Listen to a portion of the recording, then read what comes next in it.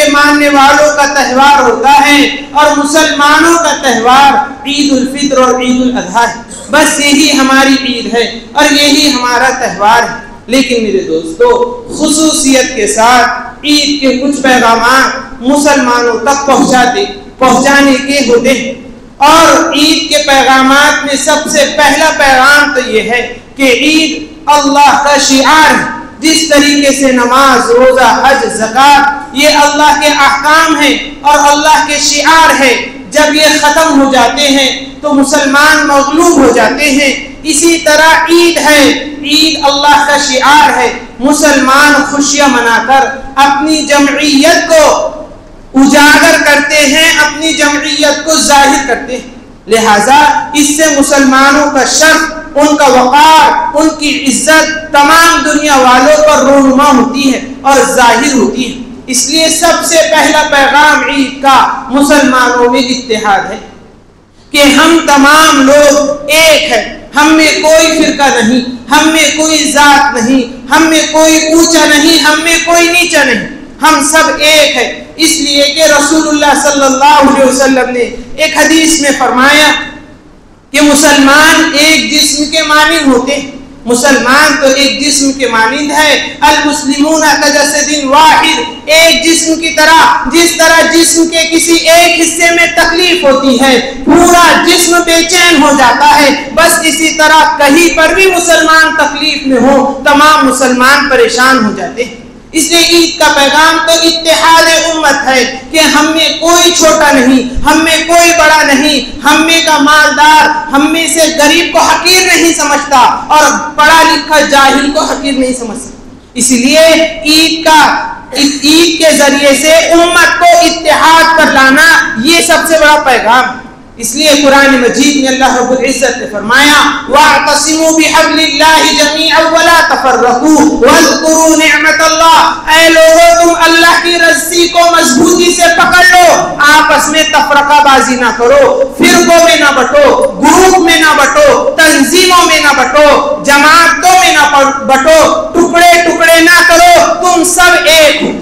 علامہ اقبال رحمۃ اللہ علیہ نے یہی پیغام امت کو دیا. منفعت ایک ہے، اس قوم کا نقصان بھی ایک، حرم پاک بھی، اللہ بھی، قرآن بھی ایک ہی سب کا نبی، دین بھی، ایمان بھی ایک. کیا بڑی بات تھی جو ہوتے مسلمان بھی ایک. ہم ایک ہے اس لیے کہ اللہ ایک ہے، ہم ایک ہے اس لیے کہ قرآن ایک ہے، ہم ایک ہے اس لیے کہ خانہ کعبہ ایک ہے، ہم ایک ہے اس لیے ہمارا نفع نقصان ایک ہے. لیکن میرے دوستو عجیب بات یہ ہے کہ اس دور میں مسلمان ایک نہیں. کیا بڑی بات تھی جو ہوتے مسلمان بھی ایک. جب اللہ ایک ہے، رسول ایک ہے، قرآن ایک ہے، خانہ کعبہ ایک ہے، تو پھر ہم ایک کیوں نہیں؟ اس لیے ہمارا ایک ہونا، ہمارا متحد ہونا سب سے زیادہ ضروری ہے. متحد ہو تو بدل دو زمانے کا نظام، منتشر ہو تو مرو، شور مچاتے کیوں؟ اگر ہم متحد ہو گئے تو کوئی ہم پر غالب نہیں آ سکتا، کوئی ہمیں مغلوب نہیں کر سکتا، کوئی ہمیں مظلوم نہیں بنا سکتا.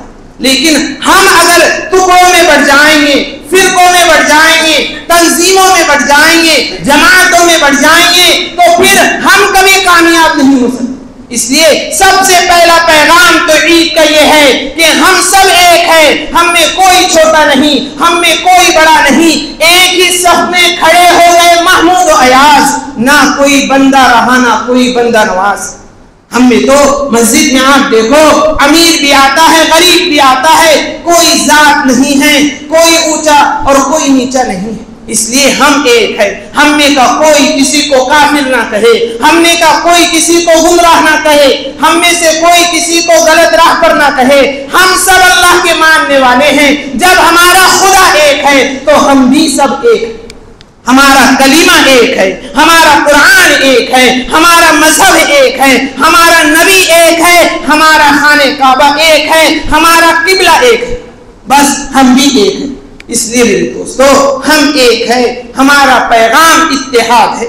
رسول اللہ صلی اللہ علیہ وسلم جب دنیا سے رخصت فرما گئے، پردہ فرما گئے اور لوگوں میں انتشار ہو گیا، لوگ صحابہ کرام مارے غم کے، مارے اضطراب کے جنگلوں کو نکل گئے۔ عمر ابن خطاب رضی اللہ تعالیٰ عنہ کہنے لگے جو آدمی یہ کہے گا کہ رسول اللہ صلی اللہ علیہ وسلم دنیا میں نہیں ہے، عمر ابن خطاب اپنی تلوار سے اس کی گردن کاٹ دے۔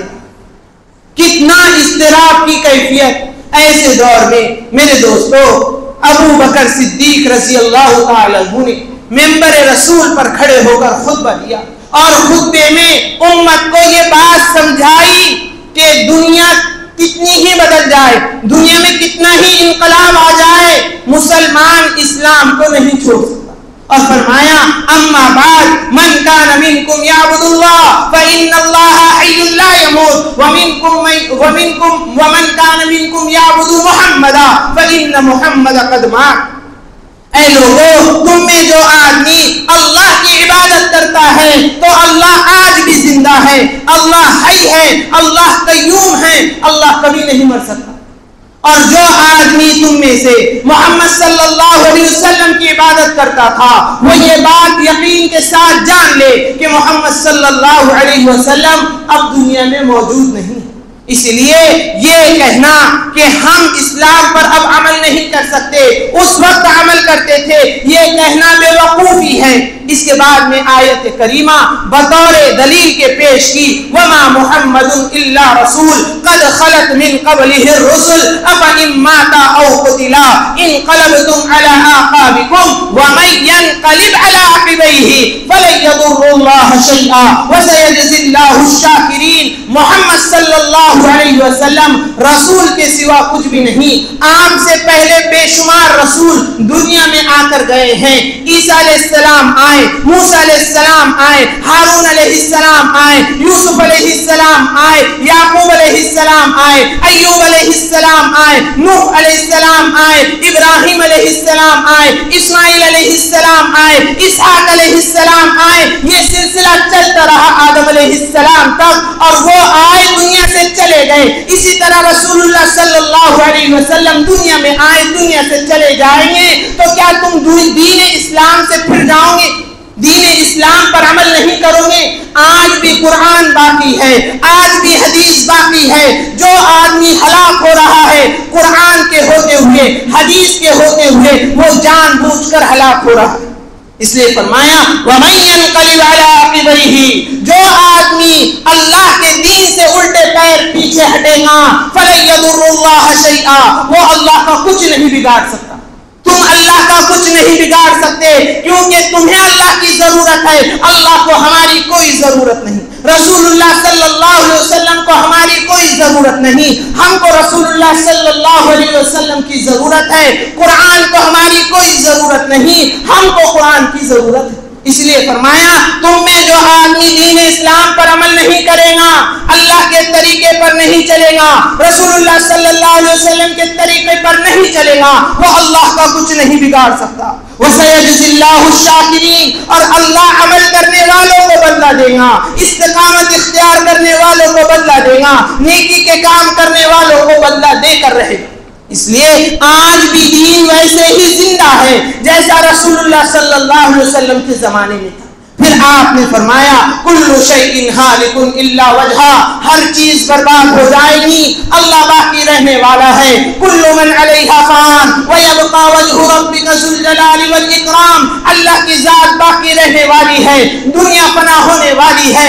انک میت وانہم میتون، اے نبی آپ بھی دنیا سے چلے جائیں گے، آپ کی امت بھی دنیا سے چلی جائیں گی، ایک دن دنیا بھی ختم کر دی جائے گی، سور پھونک دیا جائے گا، قیامت برپا ہو جائے گی، لوگوں کو قبروں سے اٹھایا جائے گا، میدان محشر قائم کیا جائے گا، حساب و کتاب کا ہونا یقینی ہے، میزان کا لگنا یقینی ہے، پل صراط کا لگنا یقینی ہے، اللہ کے سامنے کھڑے ہونا یقینی ہے۔